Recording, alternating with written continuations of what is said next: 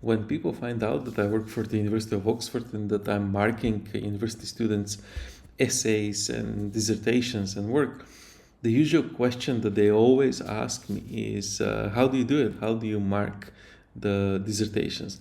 It's a fairly challenging question to answer without showing you. So I thought I'll record a video and I will show you the process from reference checking, from research methods checking to data analytics, and the entire process from start to the beginning.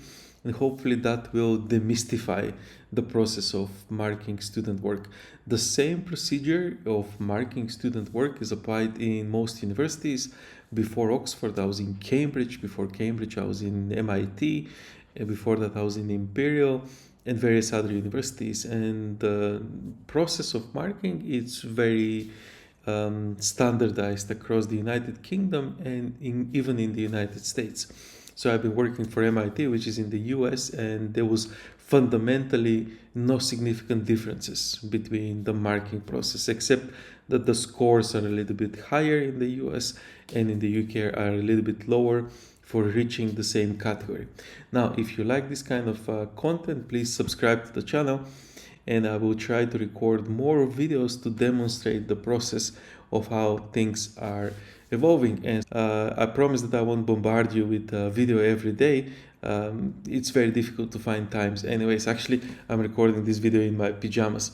So most of the academic staff, they're struggling to find time. So you shouldn't be expecting that you're going to be getting a video every 5 minutes. Let's address the elephant in the room. Why am I recording this video?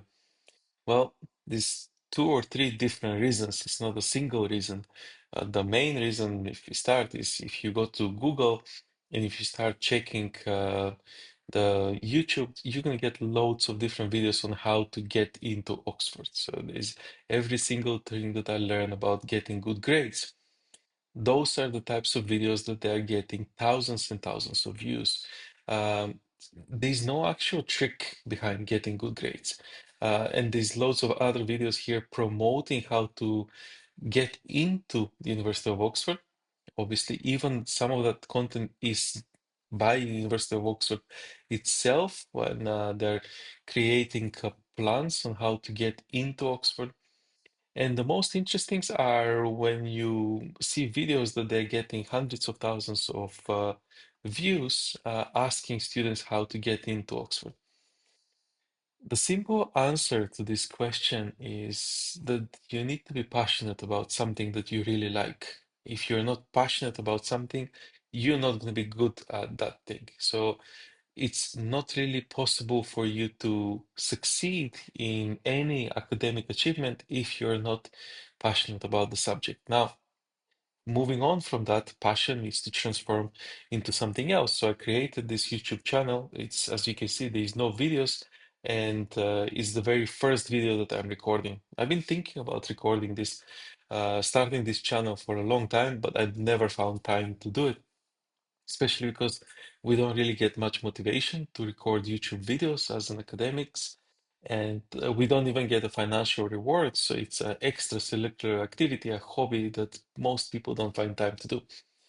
But the second reason that I'm recording this video is that quite a lot of my students, and just to show you, this is my university profile. So if you want to read more about me, you can just Google my name, and this is going to be one of the first few links that is going to show up. Actually, the first one is the department in computer science, and then you're going to get loads of the articles that I'm writing. So those would be the first three links that I'm getting. But the second reason why I'm recording this video is that most of the students that I supervise, most of the students that I mark their work, even at the very end, very final stages of their work in their dissertation, when I mark dissertations, you find some weaknesses and vulnerabilities in the work, in the referencing style format, in the research methods, in the how they analyze data. And that means that towards the very final stages of their degree, they're still struggling with these very basic concepts. If you enter a university prepared with the skills that I'm going to show you in this video, it's very likely that it's not only that you're gonna get into the university, but you're gonna have a better time. Your coursework would be easier, and you're gonna have more free time to enjoy being in university, because that's a significant part of academic education, is the experience of being in university and exchanging ideas with other students and professors that they work in various different subjects. And if you don't have these skills, what I've noticed is that people, even in the dissertation, they're still struggling. The work is getting difficult. So it's not only difficult to get into the university, but even if you get in, it's difficult to perform. Now, imagine this in a very simple example, which is not related to academia. If you're trying to be a tennis player, but you don't really know how to play tennis, and you do manage to get yourself into a tennis club, but you don't like tennis and you're not playing very well tennis, you're not going to be enjoying the experience of being in that club. So the things that I'm going to teach you now, most of the students would expect to learn these skills in the university.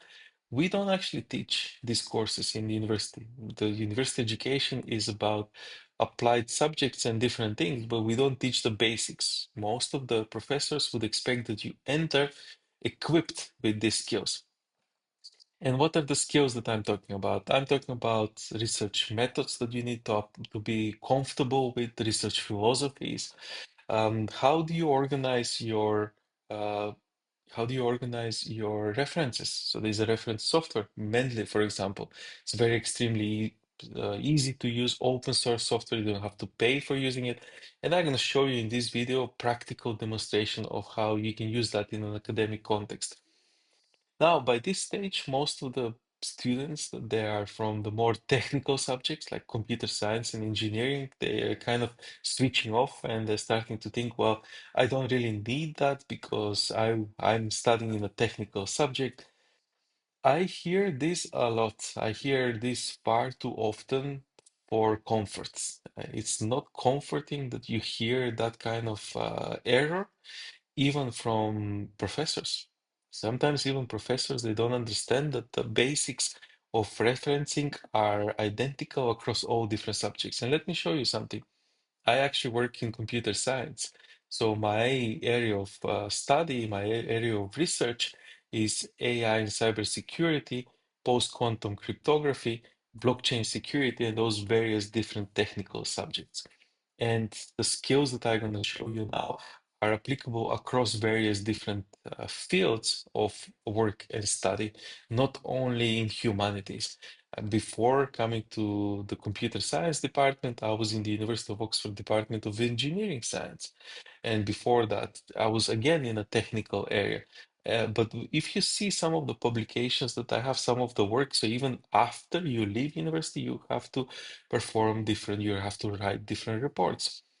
And this is when many people are saying, well, I don't really need to know referencing skills because I'm going to move into industry. Well, think about this from the perspective of your boss who is going to review that uh, report that you're going to write. If you're making claims without using appropriate referencing, it's not going to be a good, strong report. So references are required in all the different subjects. And as you can see here, I have written reports on digital twins, starting from digital twins. And then if we go by year, we're going to see some very powerful dance. So for example, recently I worked on virtual reality and dance sports movement therapy, and the referencing were still extremely important for publishing those papers. Now, having established that having this skill is not only going to be required for you to write good work before entering university, so if you have strong referencing understanding of how references work, you're going to have better grades, and better grades will allow you to enter a good university. And if you enter a good university, knowing how to use these referencing formats is going to make your life much, much easier, because with a single click of a button, you would be able to change the formatting of the references as opposed to doing them manually, which is tedious and it takes a lot of time. But even after you finish your studies, the final dissertation is still going to require, the dissertation actually is the biggest document that requires very strong referencing. And once you finish your studies and you move to industry, you're going to have to write reports that will also require referencing.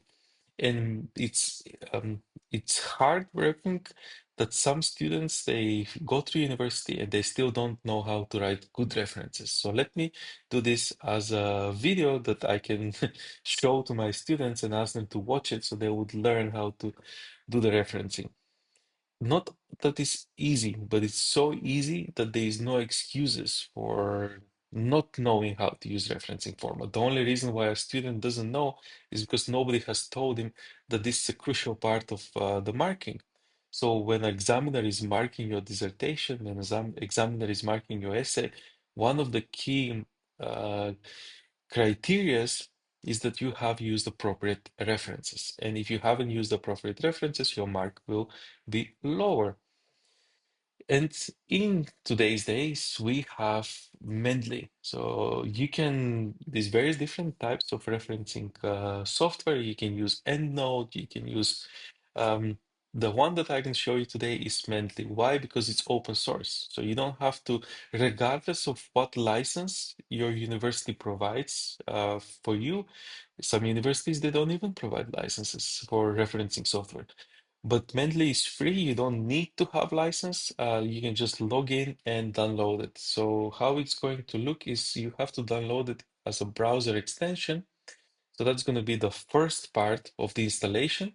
You just need to go to Google Chrome. It works only with Google Chrome. Unfortunately, it doesn't work very well with Safari and the other browsers. So here on this computer, I have installed Firefox, Brave, Edge, and Opera. And I have tested it on all of those browsers, but it works the best with Google Chrome. It's been like that for at least a decade. So I'm not expecting that they're going to change that. To use this um, referencing application, you really need to have um, installed Chrome. Second is that you need to have installed Microsoft Word extension. So that's going to be the Microsoft site. And it's as simple as going to their Mendeley webpage and clicking install the Mendeley Microsoft Word extension. And why is that important? Because if you click on that, what you can see here, it's opening up the Mendeley site, and that is what is going to enable you to put the citations in your Word document. Basically, it's as simple as clicking those buttons and adding them in the reference. So I'm going to demonstrate that, but this is the important part at the beginning, that you, to save you a lot of time of trying this with Apple Pages. It's not going to work with Apple Pages. It's not going to work with any of the, well, it's going to, even if you do make it work, it's going to be very temperamental. It's going to have glitches. And other referencing software will have the same problems. So most of the referencing software works with Microsoft Word, and you need to install it as a browser extension and as a Microsoft Word plugin. So let's start now with doing some editing to show you how it operates. And by the end of this session, you would be able to use the referencing software. And you're going to have the best references in the world, and that will hopefully save you on getting a lower mark or writing a bad report in the future. For the purposes of this demonstration, I could use cryptography. This is my recent, I'm writing this research paper in my free time, but I'm gonna do something different. So I'm gonna create a new document and I'm gonna save it. And it's not gonna be, I'm gonna delete it at the end of this demonstration. I just want to show you that it's not something that I have planned or pre-planned. I just clicked create a document and I've created it. Now, what else I'm going to do? I'm gonna go to ChatGPT because the purpose of this exercise is to show you how to write references, not how to write. Now, we're gonna copy and paste some text from ChatGPT generated text. And I know that at this point you're probably thinking universities don't allow ChatGPT. Yes, that's correct.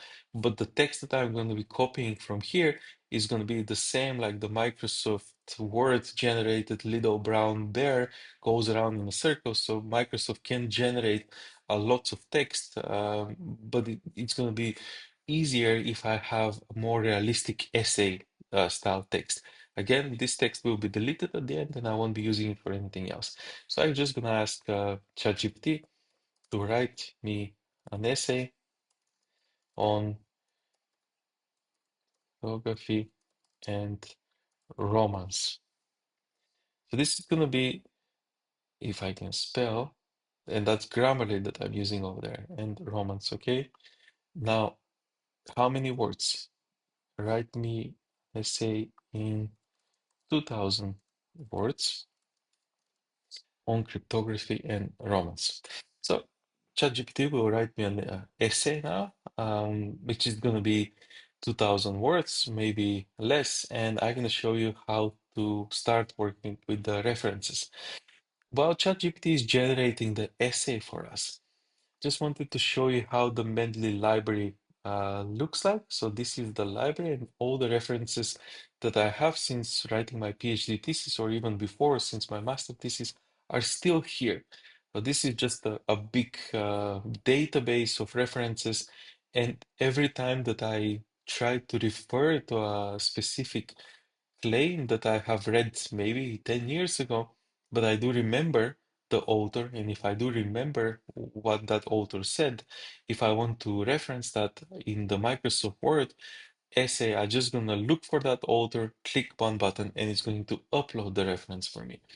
And that's what makes this easier because everything that you start reading, the books that you're reading, the news articles that you're reading, the journal papers that you're reading, if they're imported here, obviously, you're going to remember what you've read, but it's going to be difficult for you to find the reference and do it manually. It's going to take time.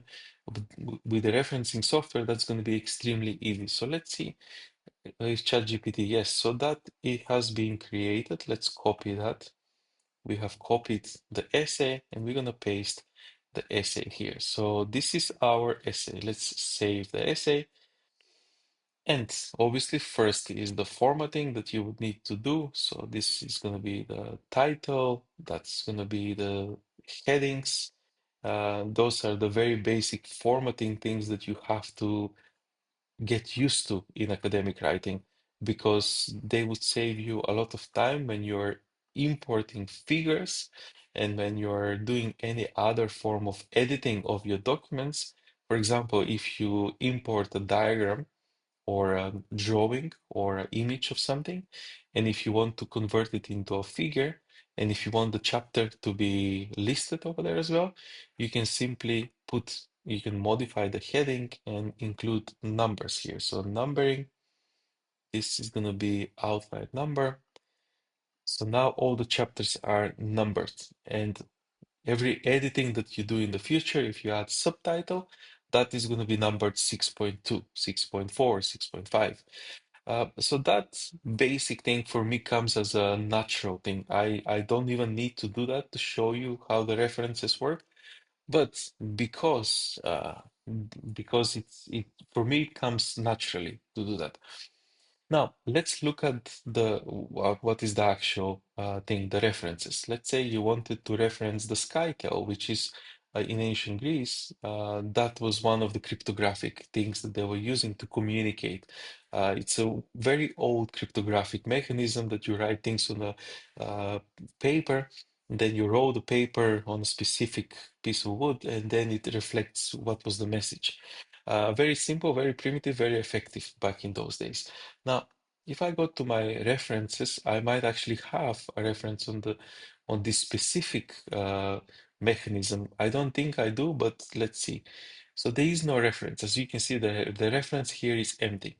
And I know what is Skytel, and I cannot reference it as, and here it's making a claim that Skytel is a simple cipher device involved wrapping something that enabled Spartans and perhaps lovers alike to exchange private messages. Okay, so now I need to find a reference that is going to support that claim. And one way to do that is to go to Google Scholar Google Scholar, and you would type that text. Now, cryptography, sadly, the very first thing that shows up is my paper, which is the preprint, and that's a copy of the paper that I'm working on here.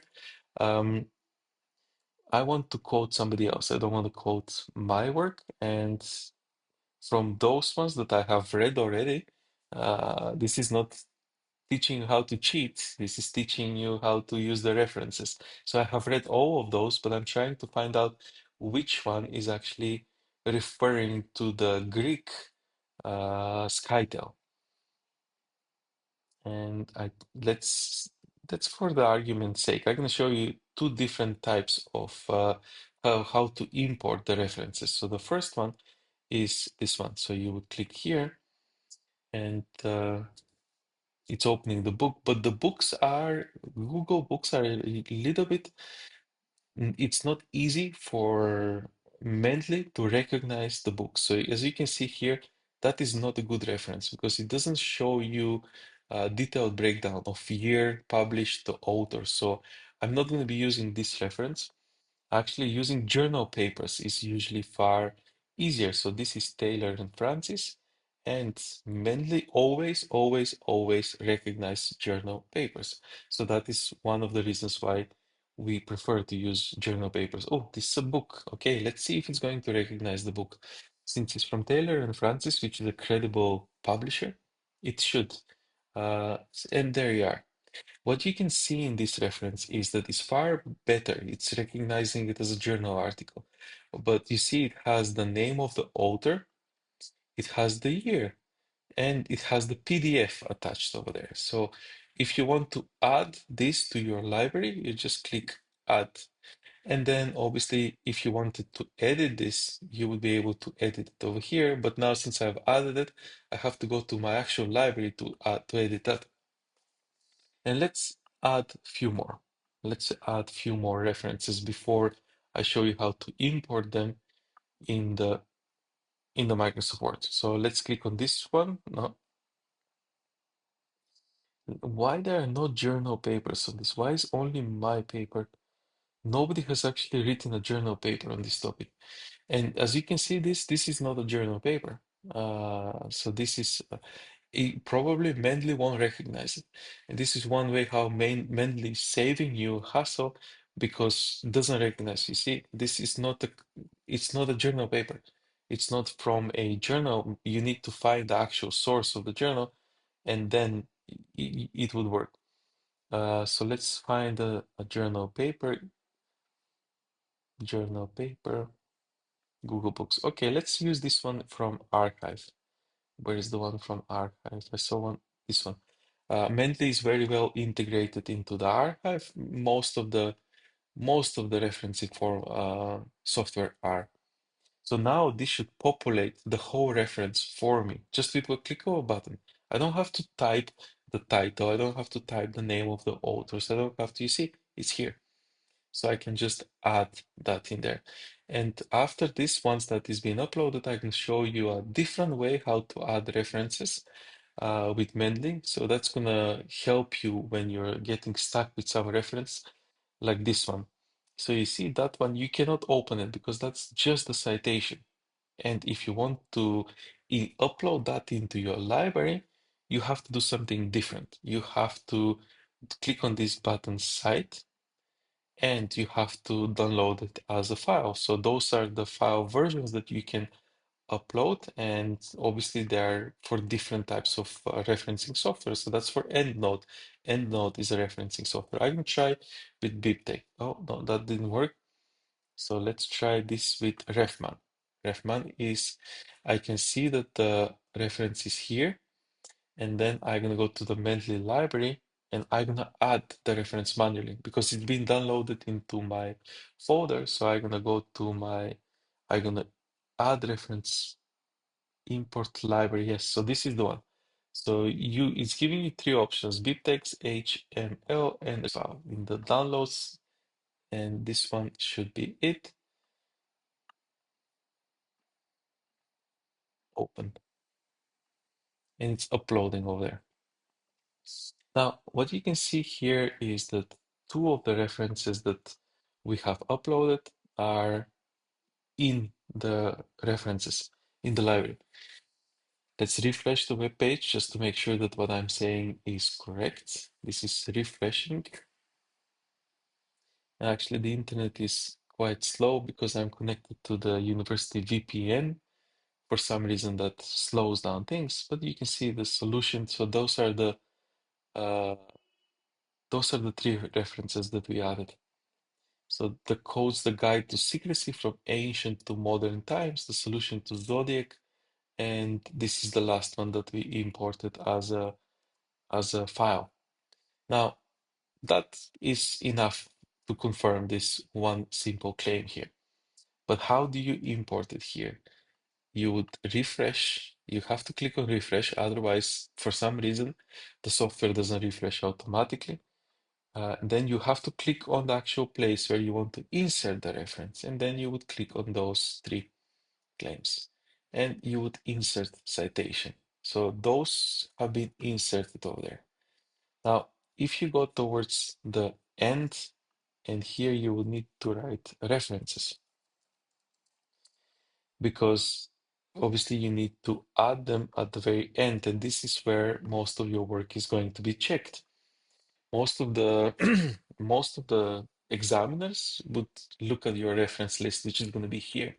So if you have used inappropriate references like Wikipedia or BBC or any Mendeley or not Mendeley, any form of articles that they're not peer reviewed.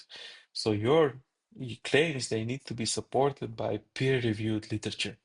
Why? Because when you write a journal paper, it doesn't get published instantly like a news article. If I want to publish a blog post, I can go to various different web pages and just post it. Nobody's checking it. I can say anything. I can say I can fly to the moon tomorrow. But if you are submitting a paper for publication in a journal, it has to be reviewed by an editor, but also by two independent academics. And one could be in Australia, another one could be in Canada. You don't know where they are. They're not necessarily in the same country like you are. It- the editor is going to be looking for international experts. And those two experts would have to, they don't know who they are, and they would have both have to send reviews that your work is credible, and the editor would have to compare the two reviews from the two independent reviewers that they don't know each other, they have never met, and they never will meet, and they will never know who is who. Um, and those have to match. So both of those reviewers would need to say this is a very good piece of work, it needs to be published. And if that's been published, that is what makes it a credible source. And if you're publishing work from a news article, which nobody has been conducting peer review on, that is not a credible source, because I can publish many papers, but I can also write many news articles, opinionated news articles about topics that I'm passionate about. Like, I don't know, romance and cryptography. This is a very controversial topic that cryptography is not usually for romance. Cryptography is not for Tinder. Cryptography is for military purpose use mostly today. So these references here, they need to come from credible sources and they need to be conducted properly. That is why your academics would be checking your references. How do you make sure that they are written properly? So here's another button that you need to click, insert bibliography.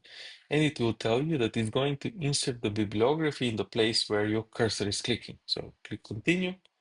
And as you can see, the bibliography has already been inserted. Those are the three uh, journals that we imported into the library.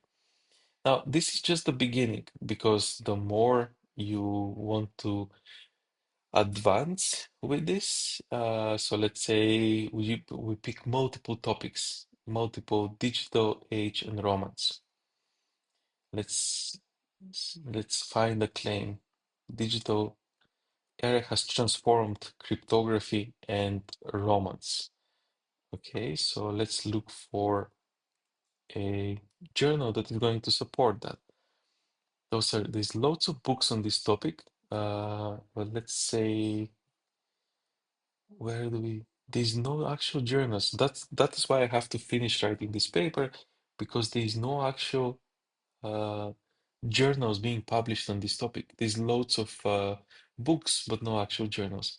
So modern cryptography, and this is not actually relevant to the actual topic that I'm trying to, but I just want to show you how the referencing is going to work.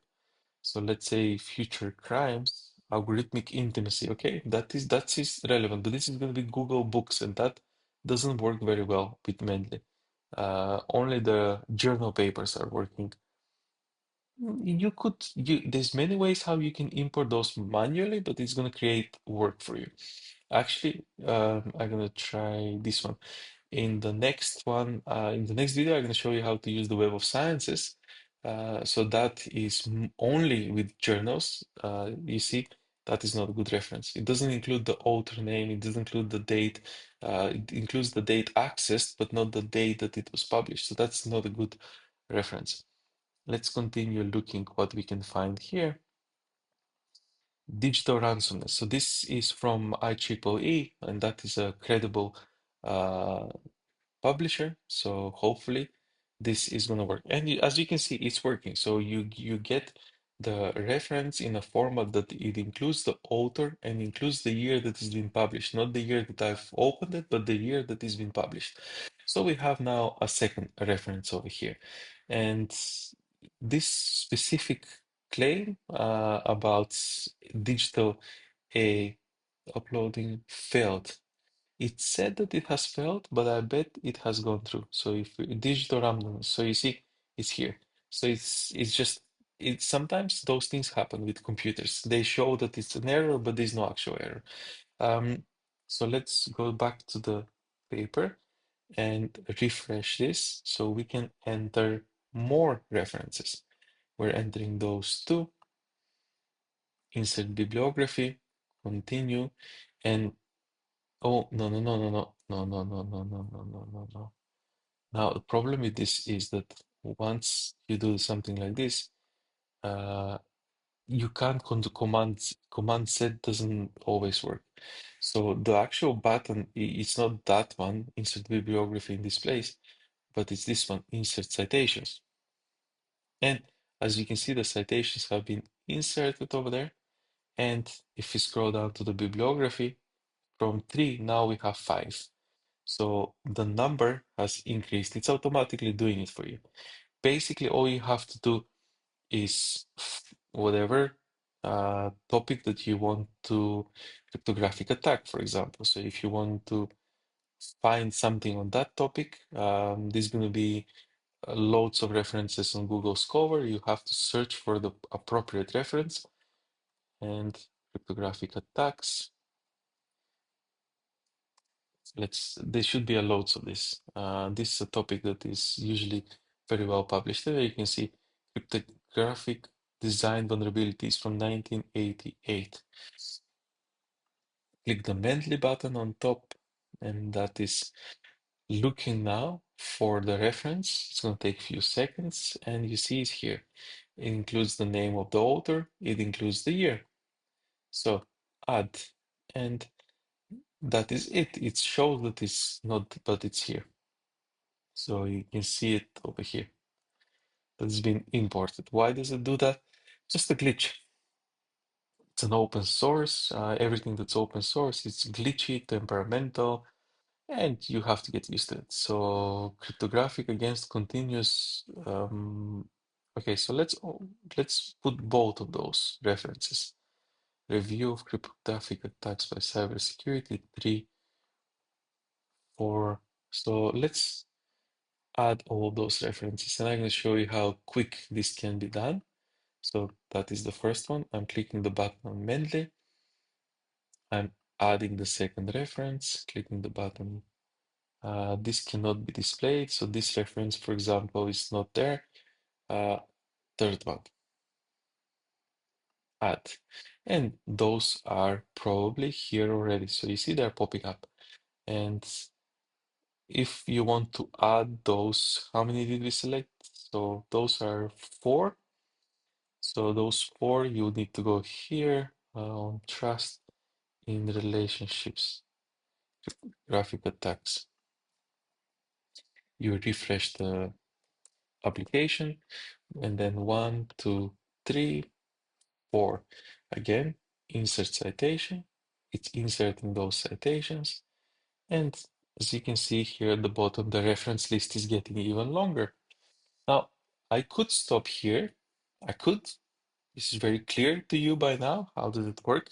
But I won't, because I want to show you that within a very little amount of time, if you know your subject, so for example, Romeo and Juliet, it's going to be extremely easy for you to perform this task.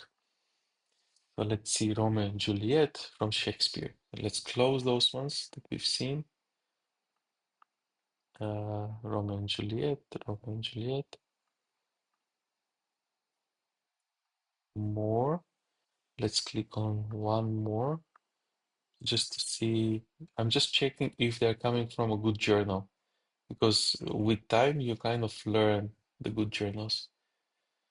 And let's see which ones we can import into Mendeley. So this one is Thinking, Romeo and Juliet. I can see the name, William Shakespeare, the year. Uh, this is not correct because William Shakespeare, 2019. So you can see that there's something problematic over here. Chapter by William Shakespeare. This is gonna get off topic. With this JSTOR, I don't think they work with Mendeley. I just don't think they do. Let's see the name of the rose in Romeo and Juliet. It did. So we have the name and we have the year. We select that and we add. Let's see Project Muse. I don't know what's Project Muse. It's not a credible journal paper. Access provided by Bodleian Library. So yes, it is Nora Williams Shakespeare Bulletin. Okay, we add that. And this is a book. This is definitely gonna work. I'm not even gonna try because it's a Google book. And this is from APA. Let's try to import this as well. Parental influence and romantic love. So now we have 3 over here. And as you can see, those 3 are in the library. There we are. Now I'm gonna go to my paper where Romeo and Juliet is. I'm gonna refresh that. And I'm gonna add those 3 references, 1, 2, and 3, and import citations. Now, how many references do we have? Because there's a certain number of references that your examiners would expect you to have in an essay, and this is not enough. You need to continue building this. I just don't want to patronize you by showing you how the process works. This was a very quick demo of how Mendeley works, and hopefully I'm probably going to record a different video, but as you can see, this is a very simple process. Imagine that this was your essay, something that you have written by reading loads of books, and then you need to add the references. You know who are the authors, you know who wrote Romeo and Juliet, you know those names, but you don't want to type this reference list manually. You don't want to be typing that word by word, and then here's one interesting thing. Let's say you write this paper and currently the citation setting is in American APA 7th edition. What happens very often is that your supervisor might say, well, no, we need IEEE referencing format, or we need the Nature referencing format, or we need the Harvard referencing format. You know how much work that is going to create for you to change these references manually into a different format? This can cause a nervous breakdown. Instead of going out and enjoying your student days, you're going to be sitting at home, clicking that and swearing at your supervisor. But actually, the rules and regulations of individual universities are created by the university itself. So if the university insists on using the Harvard referencing format and you have used the APA 7th edition, there's nothing you can do. You're not going to pass your mark if you don't change it. Now let me show you how quickly I'm going to do that with Mendeley. And this is probably one thing that one day you're going to be very grateful that you've learned. So you would come here and you would look, we said Harvard. So let's sage Harvard, these various different styles here. Actually, you can go here, search for another style, and you can go to Harvard. Harvard, and it's various different. So Cardiff University has its own Harvard style. Those different universities will have their own Harvard style. So let's pick which one should I pick? So Bournemouth University has its own Harvard style. And they're very specific in terms of the dot, the comma, the different. So let's pick the Harvard Educational Review, import that. And you can see this thing is changing now.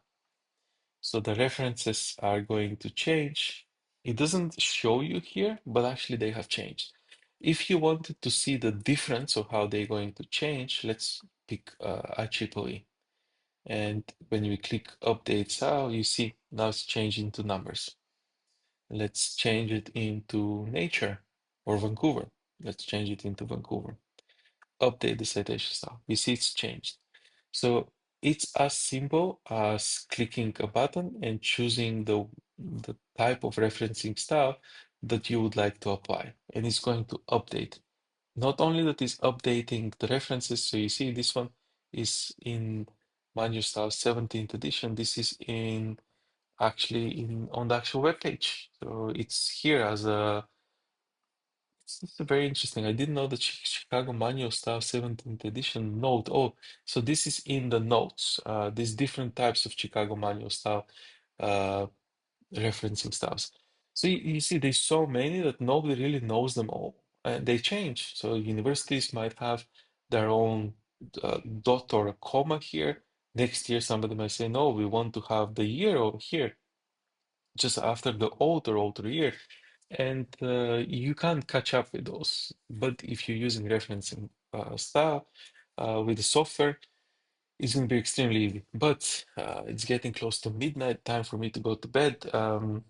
Most of the students that I have, they struggle with this. And the dissertations that I'm supervising, this is not unique to Oxford, not even unique to Cambridge or Imperial or MIT or other universities that I worked. It's across all the universities. There's so many students that they get the references wrong, even in their dissertation. And dissertation means that it's the final piece of work that they're doing before leaving their academic studies and going to industry.